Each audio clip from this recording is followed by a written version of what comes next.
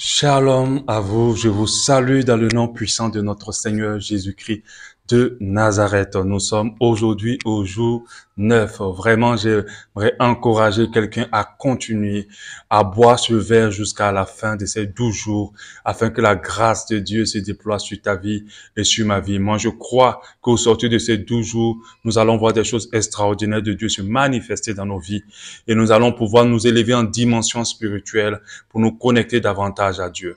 Je rappelle que nous sommes dans notre jour de consécration de notre nouvelle année, consécration 12, et nous avons pour thème les relations des destinées.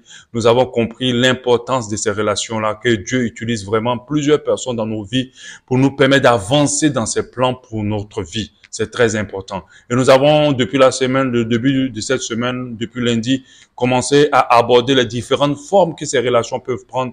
Je dis la relation la plus suprême de destinée pour notre réussite, pour notre avancée, c'est notre relation avec l'Éternel des armées, avec Dieu. C'est notre vie, c'est notre vie. C'est comme un poisson qui cherche à vivre en dehors de l'eau et ce poisson ne vivra pas. Nous devons entretenir notre relation avec Dieu tout le temps parce que c'est une relation importante et indispensable pour nos vies. La deuxième relation qui suit, c'est la relation avec nos parents. La Bible nous encourage à honorer notre père et notre mère parce qu'il y a une bénédiction, beaucoup de grâce associée à cette connexion. Peu importe ce que tes parents étaient, Dieu veut que tu les honores. Quand le Seigneur donne cette recommandation, il ne parle pas des parents qui sont bien, il parle des parents tout court parce que nos parents sont des personnes que Dieu a choisies pour nous et Dieu ne choisit rien pour notre destruction. Il choisit toutes choses, même si ces choses-là nous font passer par des épreuves, ça sera pour notre bénédiction et notre bien. Parfois, Dieu forge notre destinée avec quelques épreuves. Donc, bénis ton père, bénis ta mère, bénis tous ceux qui ont pris la forme de père ou de mère dans ta vie et dans des domaines particuliers. Et tu vas voir que tu vas aller loin dans ta vie et par rapport au plan de Dieu pour ta vie. Et la troisième connexion que nous avons vue, relation des destinées que nous avons vue, qui était très importante, c'est la relation avec mon conjoint et ma conjointe. Ce que nous avons vu hier, la femme ou l'homme que tu maries, c'est une personne déterminante pour ta réussite, pour ta vie, pour ton existence, pour la réussite du plan de Dieu dans ta vie. On ne se marie pas à n'importe qui. Ça, il faut le comprendre. On ne se marie pas pour les honneurs de la société. On se marie à quelqu'un qui va nous rendre meilleurs, qui va nous permettre d'évoluer, qui va nous permettre de rentrer dans les grâces et les dimensions que Dieu a prévues pour nous. On se marie parce que Dieu veut faire quelque chose avec chacun de nous. Il nous a créés pour cela. Et cette personne vient nous aider. Et si toi qui es déjà marié, ne fais pas de ton mariage juste un mariage de base où on vient, on fait des enfants, on construit des maisons, puis on se base que sur ça. Faut réfléchir. Pourquoi je suis uni à cette personne? Je suis uni à cette personne parce que Dieu veut faire quelque chose avec moi. Et c'est très important. C'est la relation de destinée l'une des relations de destinée plutôt très déterminante pour la suite de notre vie. Si tu te maries mal, tu peux détruire ta vie, tu peux tuer ta destinée, tu peux tuer tes projets, on peut tuer tes projets, tu peux tuer ta réussite, tu peux tuer même ton ministère si tu te maries mal. Donc prenez le temps pour vous qui n'êtes pas mariés avec le Seigneur pour faire le bon choix. Alléluia. Amen. Aujourd'hui, nous allons voir la troisième forme de relation que les relations destinées peuvent prendre qui sont très importantes. C'est la relation, notre relation avec des personnes particulières. Avec des personnes particulières. Nous avons notre premier verset de base qui nous dit, Hébreux 13, 2, n'oubliez pas l'hospitalité, car en exerçant, quelques-uns ont logé des anges et sans le savoir. Je précise que les anges, ce n'est pas seulement les gens qui viennent du ciel. Ce n'est pas seulement les êtres que Dieu a créés qui viennent du ciel. Oui, ce sont des anges. Mais les anges aussi, ce sont des personnes qui portent en elles une bénédiction, une grâce pour toi. Et Dieu va les amener vers toi. Dieu va les conduire vers toi. Et tu dois les reconnaître. Tu dois faire attention à les reconnaître. Quand on parle d'héberger un ange, ce n'est pas d'héberger un ange de manière physique. C'est d'héberger quelqu'un qui a une grâce, une bénédiction, une onction pour pouvoir faire avancer, bénir ta vie, évoluer ta vie. Donc, faisons très, très, très, très attention. Dieu va utiliser ces personnes-là dans nos vies. Il va les apporter à tous les niveaux de nos vies. Il va les amener vers nous. Et parmi ces personnes-là, il y a des gens qui vont libérer des grâces sur nos vies extraordinaires. Ce qui a été le cas pour Abraham et Sarai. Abraham, c'est pas Abraham, c'est Abraham et Sarai. Quand ces deux anges sont venus, Sarai a failli gâter la chose. Elle a ri, elle n'a pas cru, elle n'a pas, mais Abraham a eu la bonne attitude, il les a reçus, il a été hospitalier. Parce que l'hospitalité, ce n'est pas seulement d'héberger les gens, c'est d'être bien envers les gens. C'est d'avoir un bon comportement avec tout le monde. On ne sait jamais qui Dieu nous envoie. Toi qui aimes te prendre la tête avec les gens dans les gares, toi qui aimes te prendre la tête dans le taxi avec les gens, toi qui aimes te prendre la tête avec les gens à l'église, tu ne sais pas qui Dieu a mis auprès de toi. Et ces inconnus-là qui sont venus vers Abraham et Sarai, avaient porté en eux la bénédiction de l'enfantement. Alléluia. Porté en eux la bénédiction de l'enfantement pour ce couple qui est devenu Abraham et Sarah par la suite. C'est la même chose aussi que ces deux anges sont allés voir Lot. Pendant que les gens voulaient le détruire, ils ont été hospitaliers. Et ces deux anges apportaient la protection, le salut de la vie de Lot et de sa famille. La femme de Lot devait être sauvée, mais elle a regardé par derrière. Mais ces anges-là que Lot a bien accueillis, il était même prêt à donner ses propres filles pour ces anges-là. Et Dieu les a bénis. Alléluia. C'est comme ça que Dieu va t'amener des gens particuliers, des personnes particulières, des personnes qui peut prendre beaucoup de formes. Ça peut être un ami, un collègue, un inconnu même dans la rue, surtout un inconnu dans la rue, des condisciples, des confrères, des frères, des sœurs dans la foi, ton patron, même ta relation avec ton patron, il faut faire très attention. Dieu peut t'amener vers un patron qui a une grâce en lui pour toi. Fais très attention, ça peut être un ange pour ta vie. Fais très attention, peu importe son comportement, aie la bonne attitude. Alléluia. Ces personnes-là sont très particulières et peuvent prendre plusieurs formes, comme je l'ai dit tout à l'heure. J'en ai parlé. Amen. Peuvent prendre plusieurs formes et nous devons comprendre cela. Amen. Dieu avait vraiment visité Lot et Abraham avec des anges. Alléluia. Vous savez, ce qui est grave avec les personnes que Dieu utilise pour nous faire du bien, c'est que quand Dieu les envoie vers nous, Dieu nous visite. Dieu nous visite. Et beaucoup n'ont pas su le jour où Dieu les a visités. On va lire Luc 19, 43 qui en parle. Il viendra sur toi, et je vais parler des personnes qui vont rater cette visitation. Il viendra sur toi des jours où tes ennemis t'environneront de tranchées, t'enfermeront et te serreront de toutes parts. Ils te détruiront, toi et tes enfants, au milieu de toi, et ils ne laisseront pas en toi pierre sur pierre.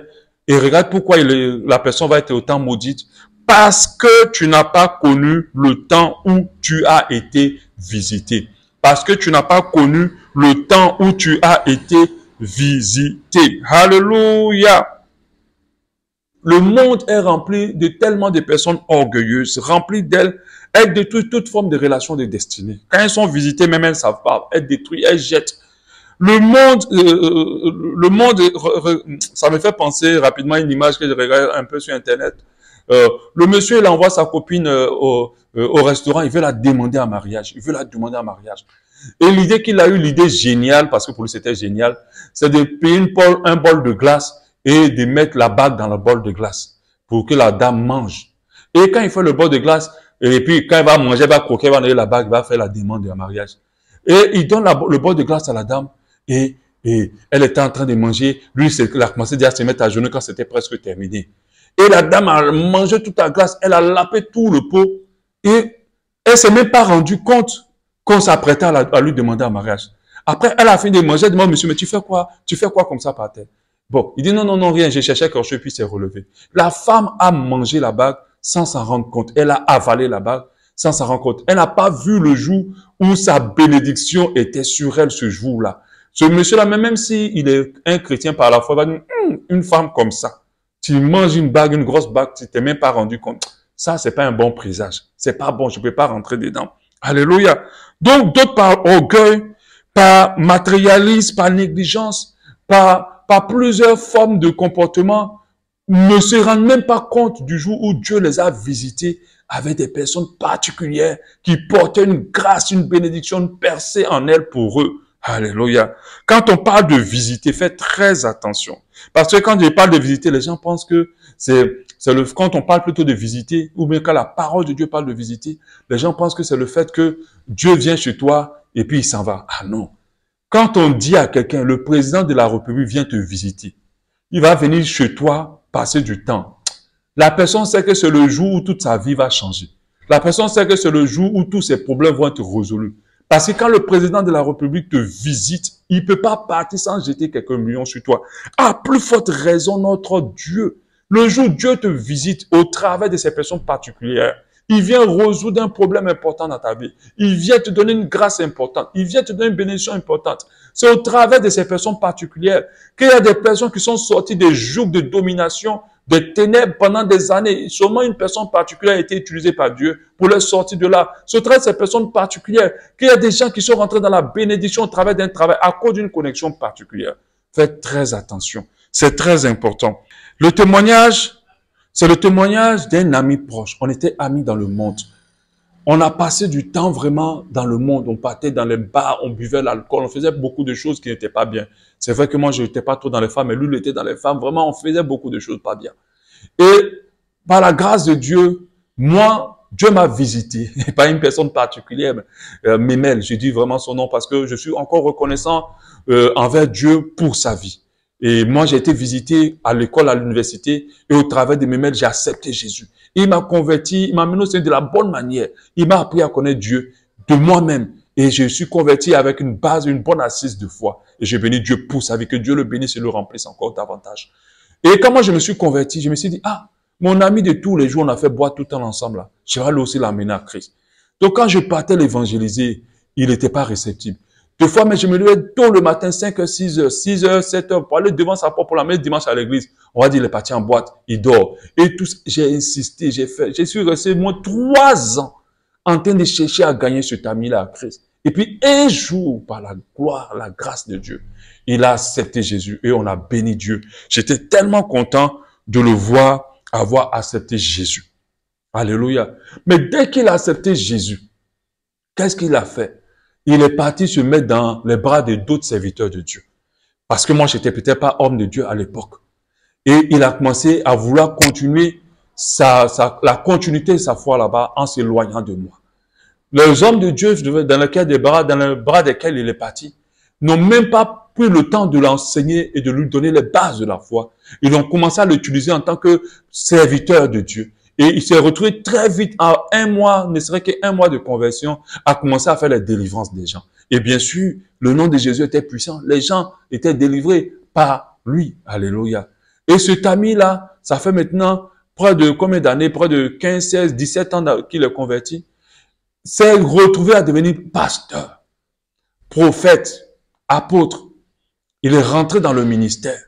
Il a commencé à servir Dieu.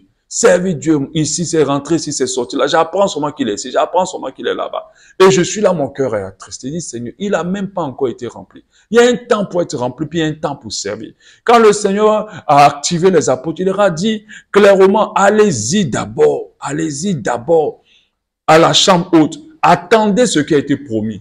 Je ne sais pas combien de temps ils ont entendu. La Bible n'a pas précisé combien de temps ils ont entendu, mais on ne sait pas combien de temps. Mais c'est après avoir reçu qu'ils étaient capables d'aller maintenant donner.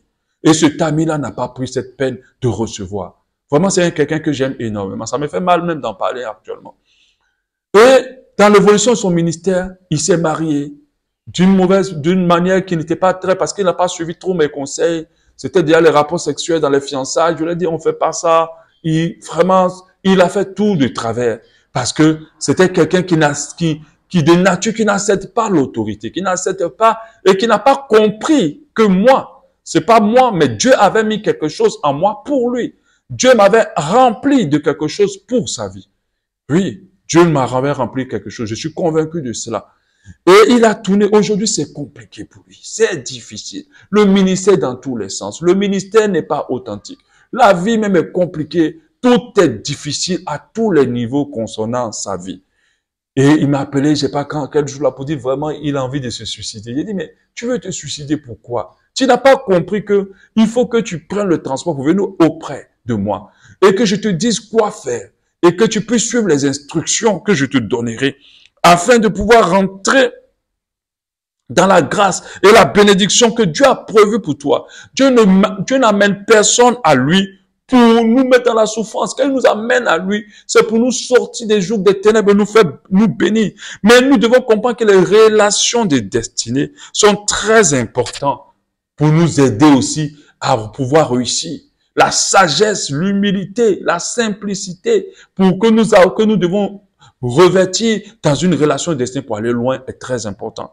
Aujourd'hui, c'est compliqué pour lui. Je continue à prier, que Dieu lui parle, qu'il puisse venir, qu'on puisse prier ensemble, qu'on puisse écouter le Seigneur ensemble, qu'il puisse obéir aux instructions. Parce que c'est sur cette partie-là que je vais revenir. Deux fois, quand vous rencontrez ce genre de relations de destinée, quand c'est des autorités, surtout même que c'est des personnes au-dessus de toi, obéissez à leurs instructions, obéissez à tout ce qu'ils disent. Quand c'est des amis, entretenez la relation, visite, échange, cadeau, entretenez la relation. L'obéissance aux instructions va être salutaire pour une personne dans la Bible. Cette femme-là, c'est la veuve de Sarepta. C'est une dame qui avait perdu son mari et qui était tellement pauvre qu'il n'avait rien à manger. Et le prophète Élisée, en pleine famille, s'est retrouvé chez elle et parce qu'il fuyait la reine Élisabeth qui voulait le tuer, et Jézabel plutôt qui voulait le tuer. Et il a dit à cette femme-là, fais-moi à manger et donne-moi à manger. Et fais-moi à manger le peu que tu as. Elle a dit, je n'ai pas beaucoup. Il a dit, faut faire. Mais cette femme pouvait dire, non, je ne fais pas. Tu es qui, même? Mais je ne sais pas, Dieu, par son esprit, l'avait touché. Elle a respecté les instructions d'Élisée. Elle a pétri la pâte comme il fallait, elle a fait le pain comme il voulait, il a mangé. Quand il a fini de manger là, alléluia, la vie de cette dame a complètement changé. Elle a complètement et totalement changé. Alléluia. Il lui a demandé, l'huile qui te manquait là, il va plus te manquer. Élie a dit Élie a dit à cette fille, ne crains rien, ne t'inquiète pas, ne désespère pas, fais comme je te dis, et tu auras assez pour toi et pour tes fils, il en restera encore pour demain.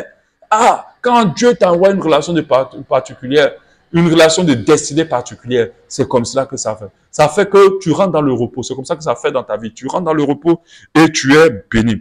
La femme a suivi les instructions de Élie, que Élie lui avait dit, la farine et l'huile ne s'épuisaient pas. Ils ont assez à manger pendant plusieurs jours et la femme et ses fils ont été sauvés rien qu'à cause d'une relation particulière. Dieu peut te visiter au travers des anges. Ne méprise pas les gens. Vous qui aimez beaucoup mépriser les gens, vous qui aimez regarder à l'apparence, vous qui aimez juger à l'apparence en tenant compte des gens, vous qui aimez vous sentir toujours supérieur aux autres, faites attention. Dieu peut t'envoyer quelqu'un qui va changer toute ta vie. Des fois, ta vie traîne au temps parce que tu as passé ton temps à mépriser les relations destinées. Même les mendiants que nous arrêtent dans la rue, faites attention. Une chose que je suis en train de travailler, parce que ce n'est pas facile. On est pressé, qu'on nous arrête, on marche très vite. Dieu me dit parfois, reste, écoute au moins ce qu'ils aura dit. Et puis, si tu sens pas dans ton cœur, continue. Mais deux fois aussi, tu peux sentir. Ça peut être une visitation d'un ange là, qui te visite quand il te demande, donne-moi 10 000 francs, ou bien donne-moi pas 10 000 francs. Donne-moi 500, je vais manger, mais donne-moi 1000 francs, j'ai envie de manger, mais je vais prendre mon transport. Fais attention. Ne sois pas réactif, ne commence pas à crier, ne commence pas à dire, va là-bas, vous êtes comme ça, ne commence pas à insulter. On ne sait jamais. Le Seigneur, les anges de l'Éternel qui vont venir avec ta bénédiction ont tellement de formes que tu ne peux pas imaginer. Je me rappelle de cette dame-là qui attendait l'enfantement. Et lorsqu'on priait pour elle, on voyait un ange qui était arrêté avec un enfant au-dessus du toit de sa maison. Au-dessus du toit de sa maison. Mais quand c'est comme ça, là, ça veut dire quoi? Ça veut dire que l'ange attend quelque chose. L'ange attend une réaction avant de descendre avec l'enfant. Et parfois, la réaction que l'ange attend, ça peut être le comportement avec quelqu'un de particulier qui ne plaît pas à Dieu. Alléluia. Faites attention. Femme, tu peux bloquer ta prophétie, tu peux bloquer ton succès parce que tu te comportes mal avec ton mari qui est une puissante relation de destinée. Mari, tu peux bloquer ta promotion, ton élévation, parce que tu te comportes mal avec cette femme particulière dans ta vie, qui est une relation destinée. Travailleur, tu peux bloquer ton élévation, parce que tu te comportes mal avec ton patron, qui est une relation particulière destinée. Et toi, les gens que tu as hébergés chez toi, la manière dont tu les maltraites, parmi ces personnes-là, il y a une personne à l'intérieur qui porte une grâce, une bénédiction pour ton élévation. Faisons attention. Accordons de la considération aux gens. Accordons du respect à tout le monde.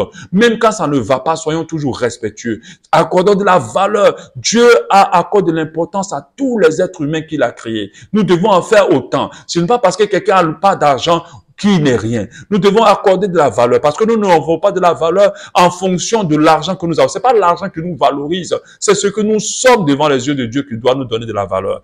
Moi, j'apprends toujours à respecter les plus petits que je connais. Alléluia. Je vais m'arrêter là, j'ai beaucoup parlé aujourd'hui. Demain, nous sommes au jour 10. Ouais, nous bénissons le Seigneur. Nous avons en train de finir et nous allons parler de ma relation avec mes ennemis. Ça, faut pas rater. C'est tellement important. Ça va te bénir. Que Dieu te bénisse. J'espère que tu as été édifié.